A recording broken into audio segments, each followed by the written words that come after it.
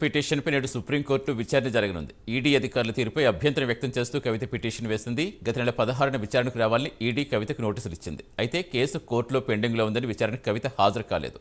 ఈ నేపథ్యంలో సుప్రీంకోర్టు తీర్పుపై సర్వత్రా ఉత్కంఠ నెలకొంది.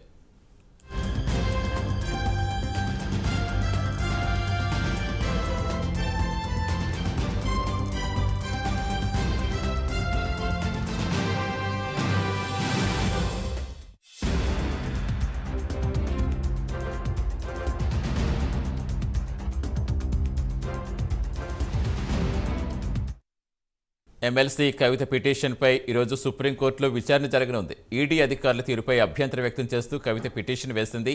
గత నెల 16న విచారణకు రావాలని ఈడీ కవితకు నోటీసులు ఇచ్చింది. అయితే కేసు కోర్టులో పెండింగ్లో ఉందని విచారణకు హాజరు కాలేదు.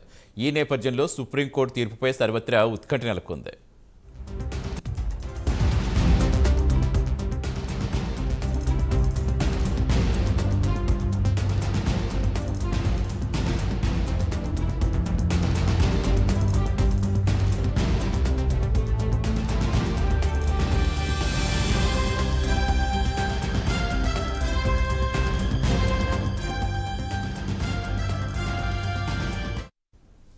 పూర్తి సమాచారం ఇచ్చేందుకు మా ఇన్పుట్ ఎడిటర్ రాజేందర్ జాయిన్ అవుతున్నారు. Good morning Rajender. సో ఎన్ని గంటలకి విచారణకు రానుంది? ఈరోజు తీర్పు ఎక్స్పెక్ట్ చేయొచ్చా?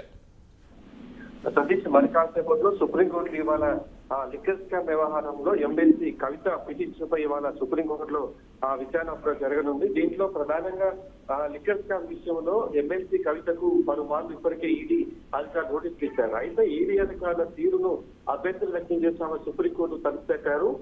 సుప్రీంకోర్టులో ఆమె పిటిషన్ వేశారు. ఎందుకు ఈడీ అధికారుల ముందు విచారణ హాజరు కాకుండా తను ఎదిగించే విచారణ జరిపించేలా చర్యలు తీసుకోవాలంట, ఆ విధంగా ఆదేశం ఇవ్వాలంటూ సుప్రీంకోర్టును ఆశ్రయించిన నేపథ్యంలో ఇంకా సుప్రీంకోర్టులో పెండింగ్ ఉంది. ఇవాళ దానికి సంబంధించినటువంటి పిటిషన్ విచారణ గురించి అవకాశం మనకు కనిపిస్తుంది. అయితే ప్రధానంగా గత నెల మరోసారి కూడా ఈడీ అధికారులు విచారణకు రావాలని కవితకు నోటీసులు జారీ చేశారు.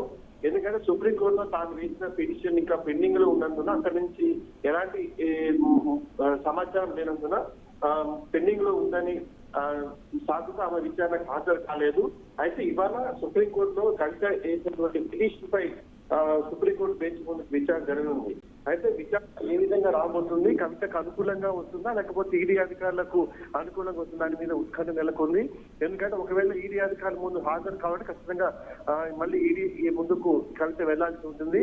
అయితే ఇవాళ సుప్రీంకోర్టులో ఈ వ్యవహారంపై తీర్పు ఎలా ఉండబోతుంది అనేది దాని మీద ఇటు బీఆర్ఎస్ పార్టీకి సంబంధించిన వాళ్ళు మొత్తం కూడా ఉత్కంఠంగా ఎదురు చూసినట్టుగా మనం చెప్పవచ్చు. Sunil, right, thank you.